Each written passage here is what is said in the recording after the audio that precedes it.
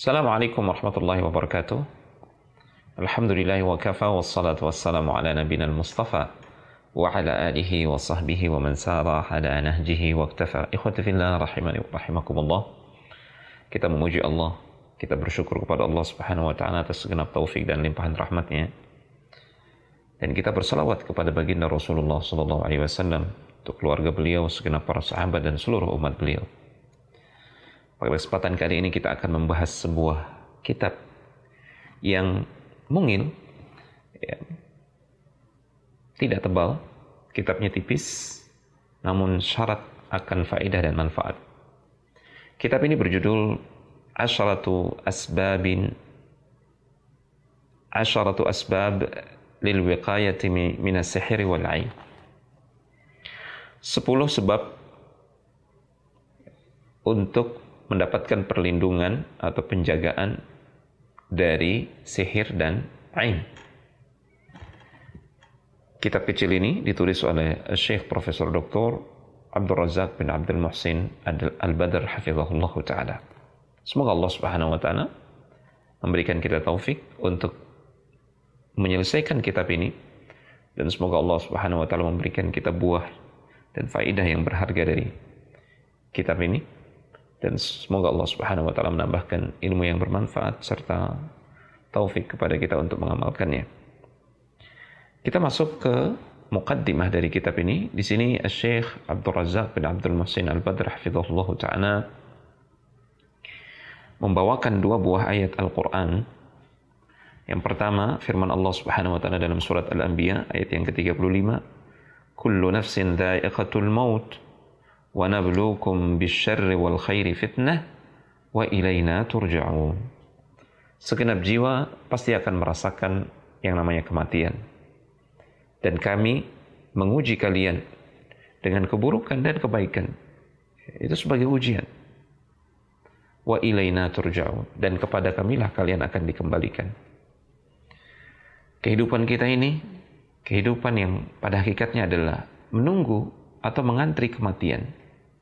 Kehidupan yang penuh ujian dan cobaan. Suka, senang, kebahagiaan yang kita dapatkan pada hakikatnya itu adalah ujian dari Allah Subhanahu wa taala. Apakah kita menunaikan syukurnya? Apakah kita berterima kasih kepada Allah Subhanahu wa taala? Apakah kita menunaikan hak-hak Allah Subhanahu wa taala terkait nikmat yang Allah sudah berikan kepada kita tersebut? Demikian pula dengan keburukan, musibah, ya, kesusahan yang menimpa kita, rasa sakit, penderitaan dan seterusnya, itu juga ujian. Apakah kita bersabar ataukah tidak? Ayat yang kedua yang dibawakan oleh Syekh, liyajziyal ladzina asa'u bima 'amilu wa yajziyal ladzina ahsanu bil husna. Kelak semua kita akan dikembalikan kepada Allah Subhanahu wa taala, mempertanggungjawabkan semua amal ibadah kita, mempertanggungjawabkan semua tindak tanduk kita ketika hidup di dunia. Kita dikembalikan kepada Allah Subhanahu wa taala untuk apa? Liyajziyal ladzina asa'u bima 'amilu, agar Allah Subhanahu wa taala memberikan balasan kepada orang-orang yang melakukan amal-amal keburukan. Allah berikan balasan atas amal keburukan yang dia lakukan. Wa yajziyal ladzina ahsanu bil husna. Sebaliknya Allah Subhanahu wa taala akan memberikan ganjaran juga kepada orang-orang yang berbuat ihsan, berbuat kebajikan selama hidupnya di dunia. Allah akan memberikan ganjaran kebaikan juga. Al-husna, para ulama menafsirkan al-husna maksudnya adalah surga. Kemudian Syekh membawakan dua buah hadis untuk menunjukkan bahwasanya kehidupan seorang mukmin di dunia ini, apapun yang dia hadapi, apapun yang dia alami, suka maupun duka, semuanya adalah baik bagi dia. Rasulullah SAW bersabda dalam sebuah riwayat yang dibawakan oleh Anas bin Malik radhiyallahu ta'ala anhu, bahwasanya Nabi SAW pernah bersabda, ajaban lil mu'min. Keadaan seorang mukmin itu menakjubkan, hidupnya menakjubkan. La yaqdillahu lahu syai'an illa kana khairan lahu. Tidaklah Allah Subhanahu wa taala mentakdirkan sesuatu menimpanya, melainkan itu baik buat dia. Baik terkait dengan takdir Allah yang buruk ataupun takdir Allah Subhanahu wa taala yang baik menimpa dia, semuanya adalah kebaikan. Jika dia menghadapi semua itu dengan ketakwaan kepada Allah Subhanahu wa taala tentu saja. Hadis ini riwayat Ahmad dan disahihkan oleh Syekh Al-Albani rahimahullahu taala. Dalam Sahih Muslim disebutkan dari sahabat yang mulia Suhaib bin Sinan radhiyallahu taala anhu bahwasanya Nabi sallallahu alaihi wasallam pernah bersabda, "Ajaban li amril mu'min." Ya, urusan orang mukmin itu hidupnya itu sungguh menakjubkan. Inna amrahu kullahu khair. Semua hal terkait orang mukmin tersebut, ya, urusannya, perkaranya, itu semuanya baik. Walaysa dzaka li ahadin illa lil mu'min. Dan itu tidak dialami, tidak didapati kecuali oleh orang mukmin saja. Seperti apa? In asabathu sarra syakara. Jika seorang mukmin tersebut ditimpa atau mendapatkan sesuatu yang dia inginkan atau membahagiakan dia bersyukur. Fakana khairan lahu. Itu baik buat dia. Dia mendapatkan nikmat dan bersyukur dia itu juga akan menambahkan nikmat untuknya. Allah Subhanahu wa taala akan menambahkan nikmat untuknya karena syukur dia tersebut. Wa in asabathu dharra sabara fakana khairan lahu. Jika dia ditimpa oleh musibah atau sesuatu yang menyakitkan dia, menyusahkan dia bersabar. Itu pun baik buat dia. Karena kesabaran dia tersebut akan meringankan beban berat musibah yang dia pikul. Atau akan meringankan permasalahan yang sedang dia hadapi. Meringankan rasa sakit yang sedang dia derita. Di samping itu juga Allah Subhanahu wa taala akan menambahkan pahala kesabaran untuk dia. Ya. Innama yuwaffas sabiruna ajrahum bighairi hisab. Allah Subhanahu wa taala menjanjikan orang-orang yang mendapatkan pahala tanpa batas hanyalah orang-orang yang bersabar. Demikianlah keadaan kehidupan seorang mukmin. Kehidupannya ya, berkisar selalu antara kebaikan. Jika dia bersyukur, dia mendapatkan kebaikan. Jika dia bersabar, dia juga akan mendapatkan kebaikan. Tidak keluar dari dua hal ini. Keadaan hidup seorang mukmin dalam syukur dan sabarnya. Termasuk ketika dia bersabar, ketika mendapatkan musibah sakit. Dan sakit, itu para ulama menjelaskan, bisa sakit berupa jasmani, sakit juga berupa atau penyakit yang menimpa rohani seseorang. Kemudian Syekh menjelaskan dalam muqaddimahnya, di antara nikmat Allah Subhanahu wa taala atas hamba-hambanya adalah, terutama hambanya yang mukmin, yang bertakwa kepadanya, adalah ketika hambanya ini mendapatkan ujian dan cobaan, dia tidak berkeluh kesah kecuali hanya kepada Allah saja. Ini termasuk nikmat Allah Subhanahu wa taala yang luar biasa. Dia tidak kembali berharap kesembuhan kecuali hanya kepada Allah Subhanahu wa taala. Nabi sallallahu alaihi wasallam mengajarkan dalam doanya, la malja'a wa la manja minka illa ilaik.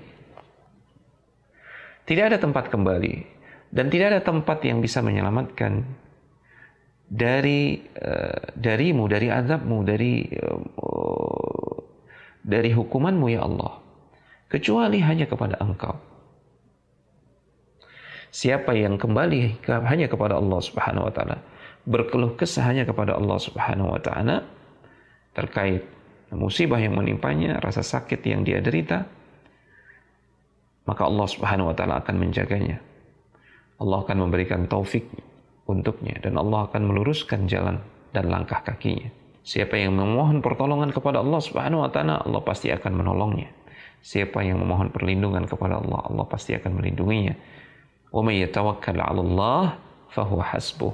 Dalam surat At-Talaq ayat yang ketiga, Allah menegaskan, siapa yang bertawakal hanya kepada Allah, hatinya bersandar hanya kepada Allah Subhanahu wa taala, maka Allah akan mencukupinya. Dan ketika Allah Subhanahu wa taala telah mencukupi seorang hamba, maka tidak ada lagi yang perlu dikhawatirkan oleh hamba tersebut. Keamanannya terjamin, kebahagiaannya terjamin. Semua hal terkait kehidupan dia di dunia, di alam barzah maupun di akhirat, dijamin oleh Allah Subhanahu wa taala dengan kebaikan. Syekh hafizahullah taala menjelaskan, fa awwalu ma yahtaju ilaihi man usiba bi syai'in min al-amradi min as-sihri aw al-'aini. Perkara pertama yang paling dibutuhkan oleh seseorang yang ditimpa oleh penyakit, baik penyakit tersebut berasal dari sihir atau ain, pandangan jahat, atau pandangan mata seseorang yang bisa